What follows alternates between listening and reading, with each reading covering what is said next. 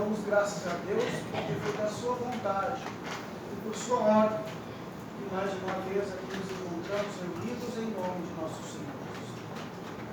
Reconhecendo assim que aqui estamos pela vontade de Deus. Porque desde já o Evangelho já diz, Deus é quem chama. Então se estamos aqui, foi porque Ele nos chamou.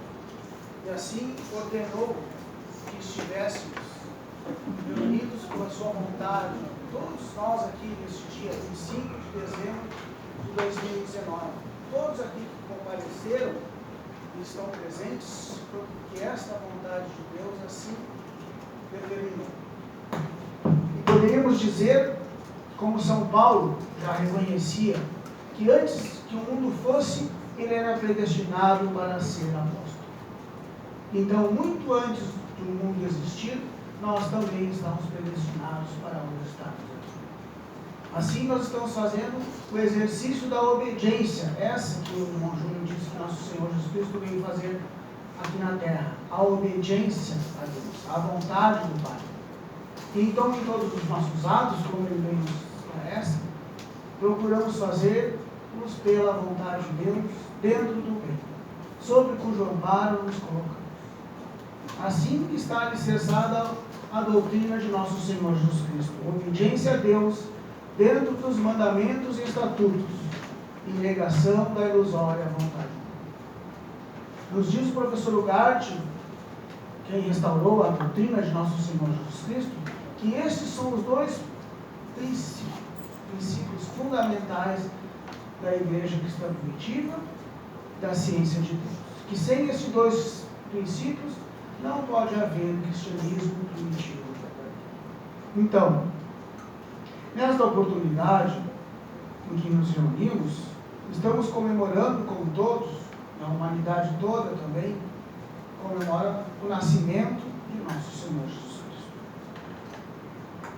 Mas para nós, cristãos primitivos,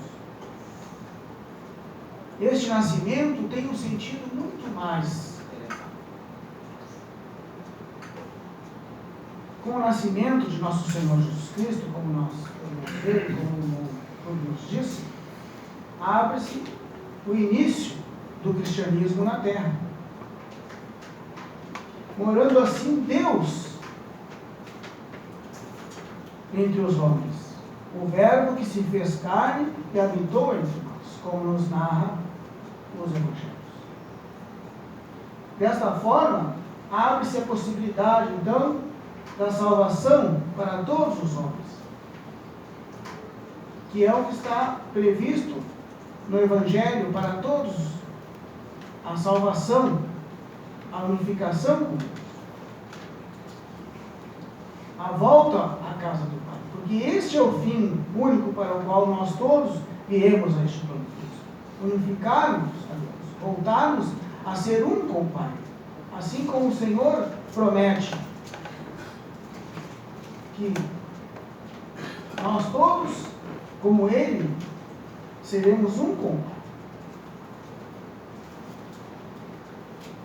Nosso Senhor Jesus Cristo, como nos fala o professor Gatti, nos falou aqui o irmão Júlio, é o homem símbolo.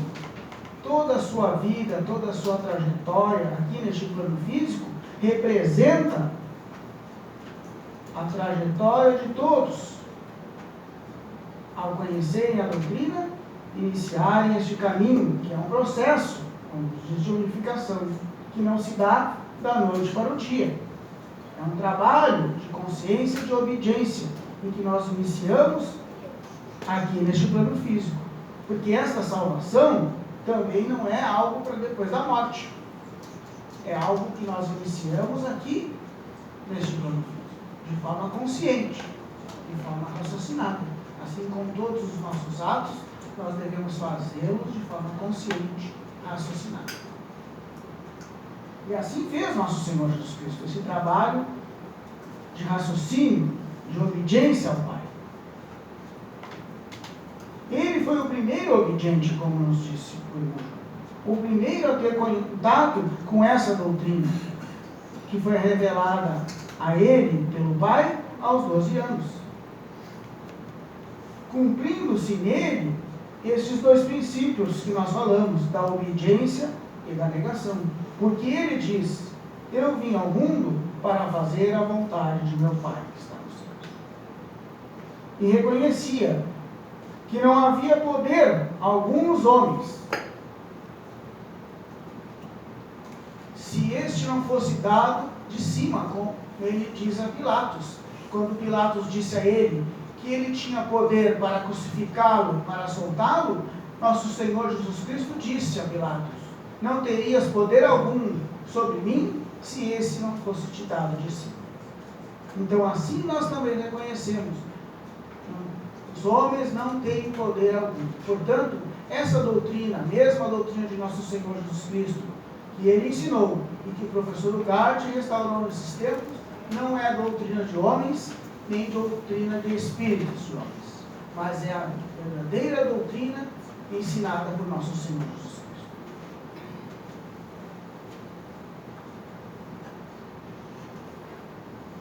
Mas se nós fizermos o que faz a humanidade, nos determos somente aos detalhes materiais deste grandioso nascimento, como nós podemos ler facilmente nos evangelhos, que conta toda a história do seu nascimento neste plano físico, se nós nos determos só a esses detalhes materiais, nós ficaremos sem compreender o seu simbolismo, o que significa esse nascimento e essa vida toda de nosso Senhor Jesus Cristo na terra. E se nós falarmos sobre o nascimento de Jesus, sem esclarecermos o que representa para nós, para toda a humanidade, seria negarmos a sua vinda e tornar inútil o seu sacrifício para salvar toda a humanidade. Sim, porque este foi, como nos diz o professor Ugarte, essa encarnação de Deus na terra, o maior sacrifício que fez o próprio Deus para salvar a humanidade. O único que foi crucificado no madeiro, por amor de todos os que estavam predestinados para alcançar a salvação neste século. Então, este simbolismo desta vida aqui neste plano físico, como eu disse no início, representa também a nossa vida espiritual, que nós iniciamos quando aceitamos a doutrina e esta consciência, como nos disse o irmão Júlio, desperta em nós. Esta consciência que se chama Cristo. E isso não é novidade, porque São Paulo, ao declarar que não era ele que vivia, mas Cristo nele que fazia todas as coisas, já está lá no Evangelho, para todos lerem e compreenderem realmente que este estado de consciência pode sim fazer morada em nós. Então, o professor Ugarte, restaurando a verdade, escrevendo a obra As Duas Grandes Leis Espirituais e em obediência à vontade de Deus, como ele nos diz, e por ordem de Deus, como todo o livro e todos os seus artigos, nos escreve um tema que esclarece muito bem essa trajetória, falando de nosso Senhor Jesus Cristo, comparando a nossa trajetória neste mundo. Este tema se chama O Homem Símbolo, que pela vontade de Deus, neste momento, irei ler aos irmãos. Procuremos neste momento pedir ao Senhor o discernimento dessas palavras, desse esclarecimento que é próprio Deus, Cristo, em professor Ugarte, nos falando a respeito da verdade. Assim como Cristo foi o que ensinou toda a doutrina nos apóstolos e discípulos, porque é um Espírito único que faz tudo em todos. Então, nesse tema, ele fala inicialmente a respeito de nosso Senhor Jesus Cristo, dizendo assim: o homem por excelência, o maior de todos os homens, aquele que simbolizou toda a humanidade, o homem-Deus que divinizou todos os homens, dando-lhes por pai o Pai universal, e por mãe a potência criadora da divindade. Jesus, o Cristo, e do qual estudaremos o simbolismo de sua vida incomparável. Já os profetas anunciavam a seu respeito que ele viria representando toda a humanidade no sentido espiritual. E com efeito, nasceu um menino sem ter pai material, simbolizando assim, espiritualmente, a toda a humanidade que tem, com Jesus Cristo, um só Pai de toda ela. Nasce o menino, como nasceu a humanidade, comendo leite e mel, até discernir entre o bem e o mal, como diz o profeta Isaías. Assim também a humanidade, no princípio de sua evolução espiritual, serve-se de leite e mel, até alcançar o discernimento, que a capacita para maiores conhecimentos. Cumprindo-se as profecias de Daniel, na sua mocidade serão abertos seu ouvido e visão espirituais. Simboliza os dons de ver e ouvir espiritualmente, que se recebem seguindo a doutrina do Senhor. E, à medida que o menino crescia nele o Espírito Santo, e crescia em graça do Senhor. Simboliza o crescimento espiritual dos homens, percorrendo o caminho crístico, a volta ao Pai, sapientissimamente explicada na famosa parábola do filho pródigo. A perda do menino em Jerusalém simboliza a despreocupação dos homens pelas coisas da terra, quando, na sua meninice espiritual, se encaminham para Deus.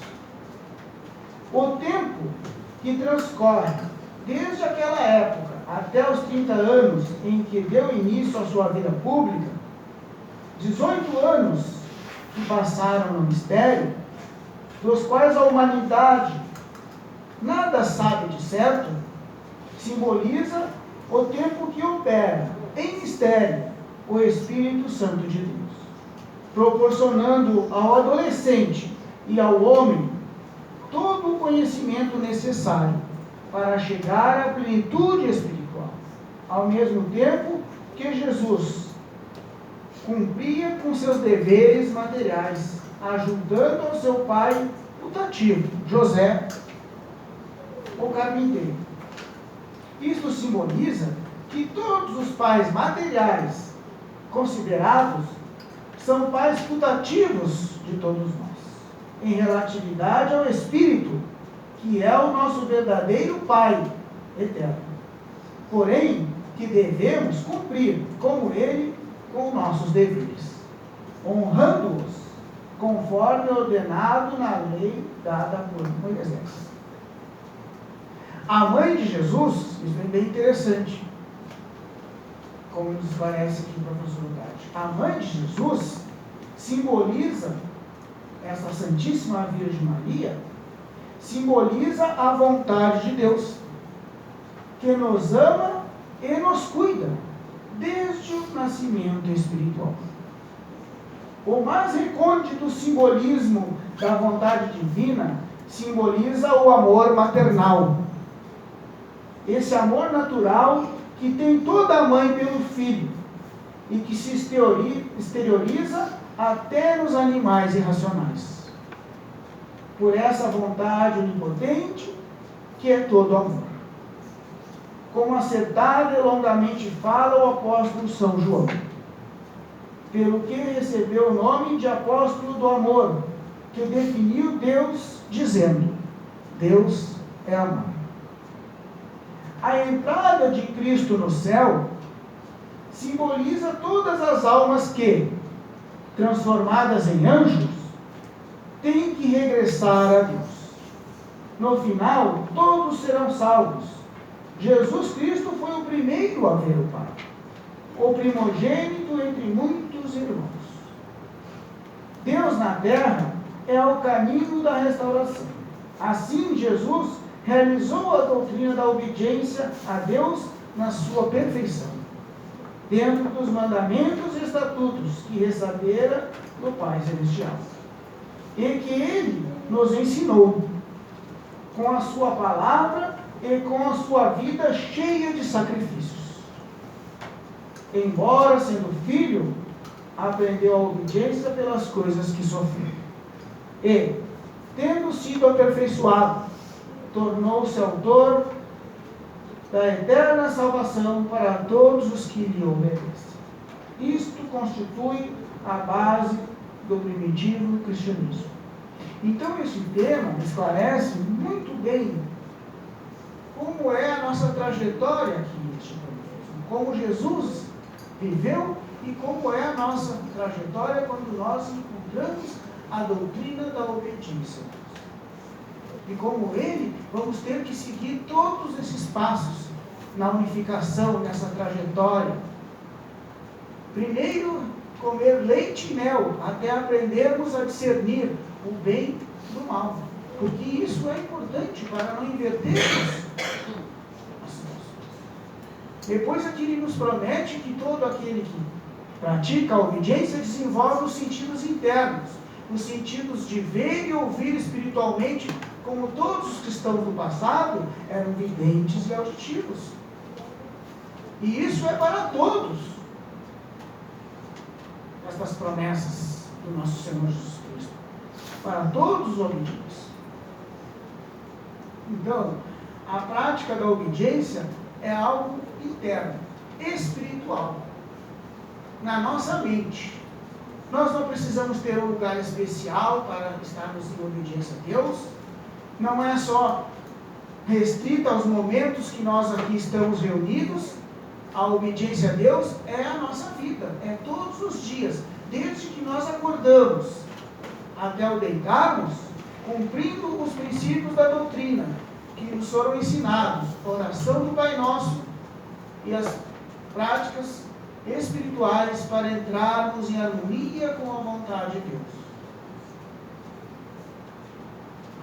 Então, todos os nossos atos fazemos de forma consciente. Aqui nós aprendemos que todas as coisas têm que ter uma razão lógica.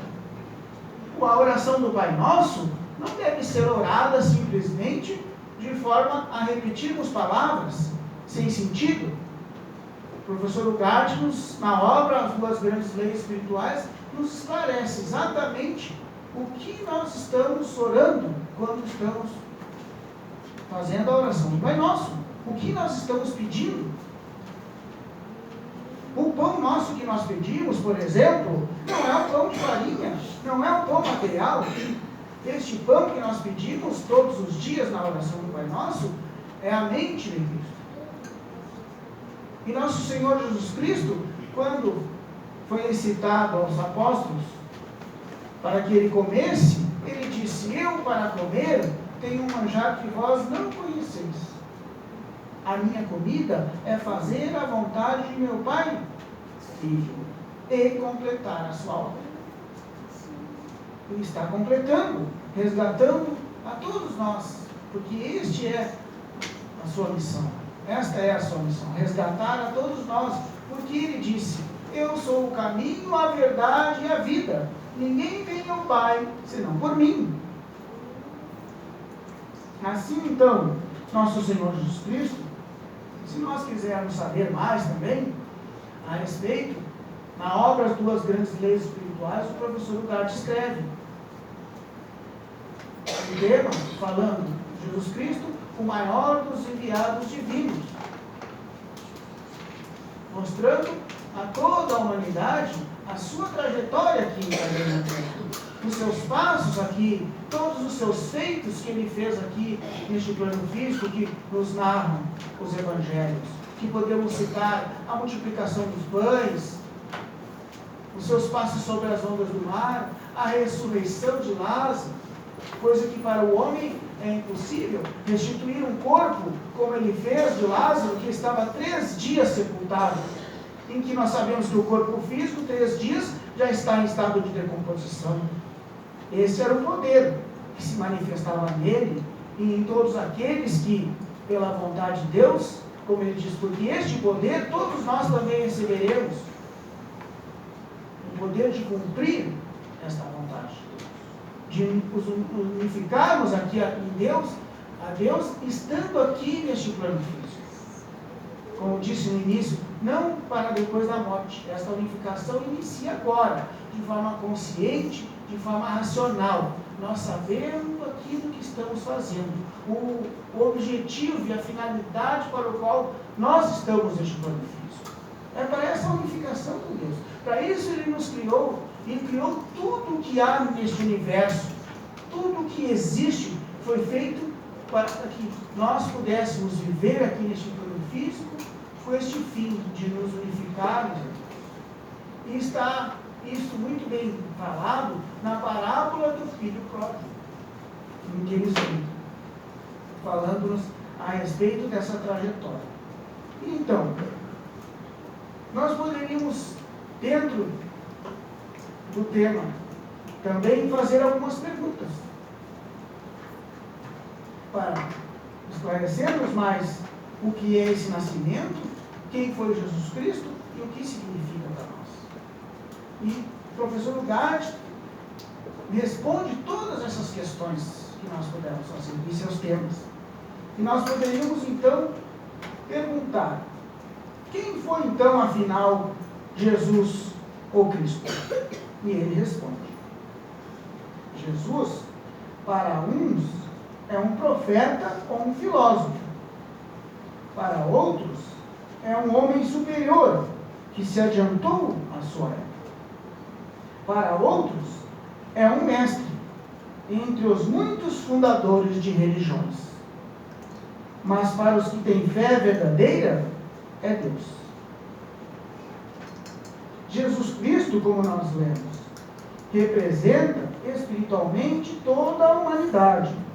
Seu nascimento, vida, paixão, morte e ressurreição assim o demonstram. Veio ao mundo, por isso, como nós vemos, sem pai material. Não era filho da carne, porque estes não podem agradar a Deus. Igualmente, todos nós, espiritualmente, temos por ele um só Pai universal de nossas almas. Mas o que significa, para nós obedientes a Deus, o seu nascimento? O nascimento de nosso Senhor Jesus Cristo, responde o professor Ugarte, é o acontecimento histórico mais notável ocorrido no mundo.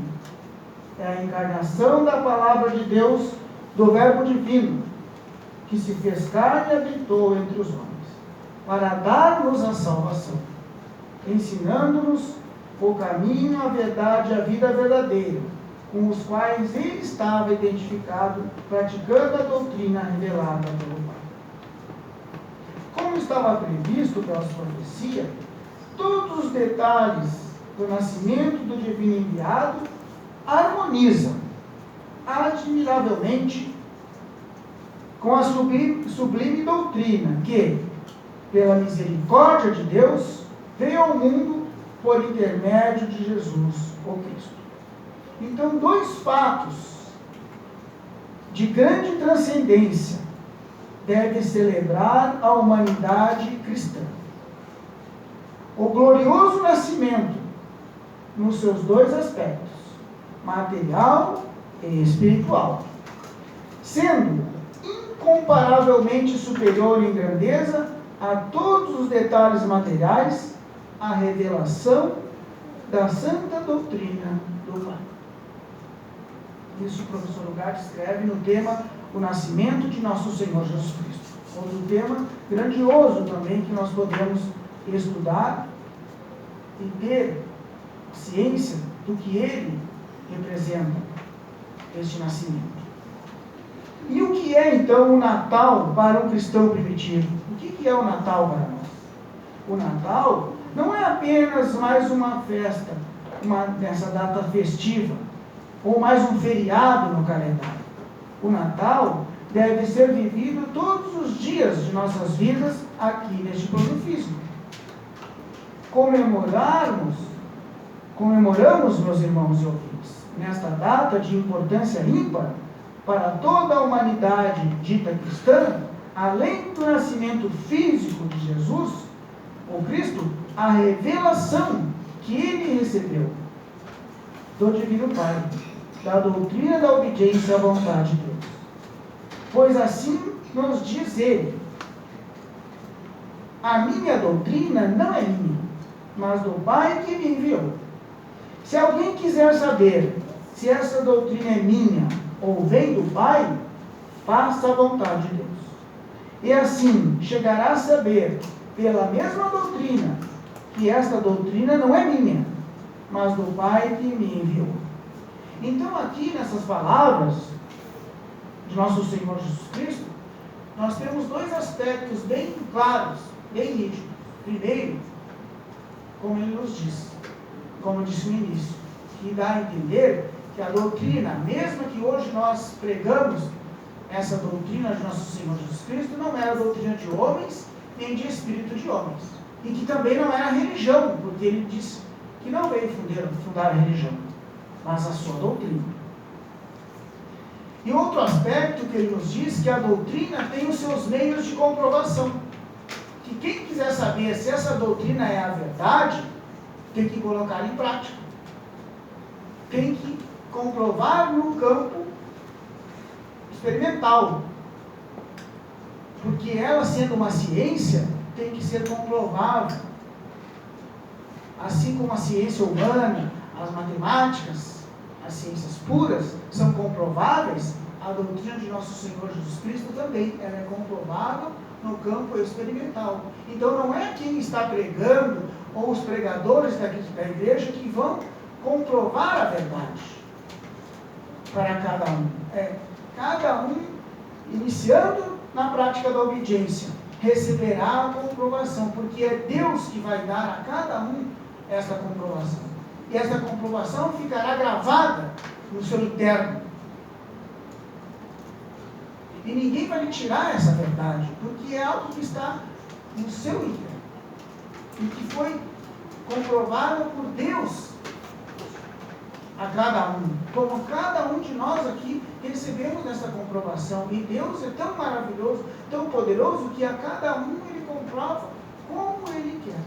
Como ele sabe que será entendido em cada um esta manifestação. Uns é visão, outros é pensamento, mas ele sabe. Então, interessa nós sabemos que a doutrina de nosso Senhor Jesus Cristo é uma ciência comprovável individualmente no campo experimental. Esta é a ciência que ele veio trazer ao mundo e que se perdeu, como nos disse o irmão Júlio, com o fim dos primeiros cristãos primitivos que viveram até o 3º século de nossa era. E conforme cumpriram as profecias, desapareceram os primeiros cristãos, cumprindo a profecia que haveria um interregno, em que a humanidade cairia na escuridão, até que fosse preparada novamente para a restauração da verdade. Por isso veio o professor Ugarte restaurar a verdade. Mas não é uma doutrina nova, é a mesma doutrina de nosso Senhor Jesus Cristo, que ele veio nos trazer, sem colocar nem tirar nada, mas vivermos exatamente aquela doutrina dos primórdios, lá dos cristãos verdadeiros, em que pregava o amor, aquele amor que nosso Senhor Jesus Cristo teve por toda a humanidade, de ser crucificado no madeiro, por amor de todos. E ainda não imputou pecado a nenhum daqueles que o crucificaram. Ele disse ainda: Pai, perdoa-os, porque não sabem o que fazem. Este amor é tão grande que vai até aqueles que não aceitam nada novo, mas que estão num processo, como nós sabemos, de evolução. Toda a humanidade está num processo de evolução. Todos nós estamos evoluindo. Primeiro evoluímos dentro de uma lei que se chama lei de liberdade. Como nos disse o irmão Júlio, nosso Senhor Jesus Cristo também não fugiu a esta lei, nasceu, como nós podemos ver nas Escrituras, com essa ideia de liberdade. Todos nós como Ele nascemos. A sua vida representa a nossa, nós também como Ele vivemos. E fomos preparados por Deus através de inúmeras etapas espirituais até alcançarmos a outra lei que se chama a lei de obediência. E aí continuamos a nossa evolução espiritual dentro desta lei. Até alcançarmos, como ele diz ali naquele tema,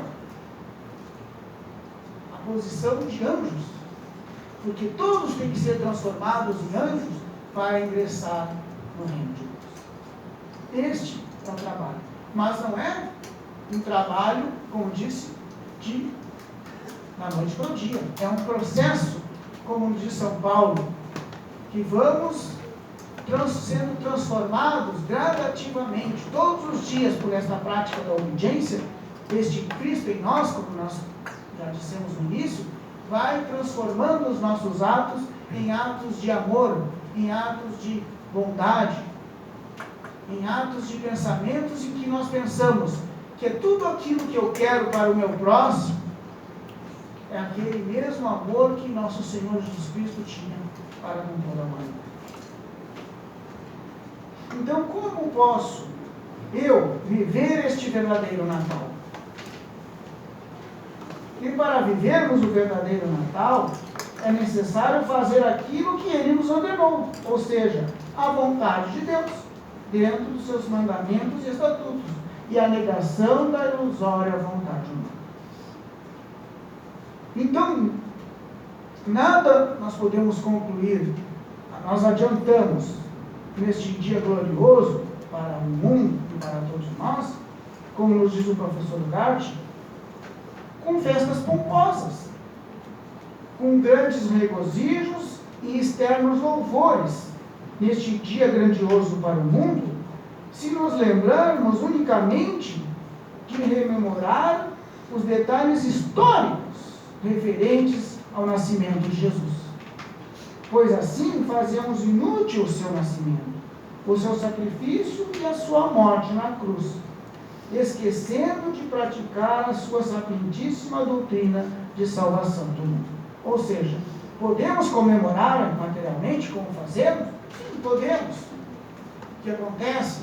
Troca de presentes, saudações, mas este não é o verdadeiro sentido do Natal.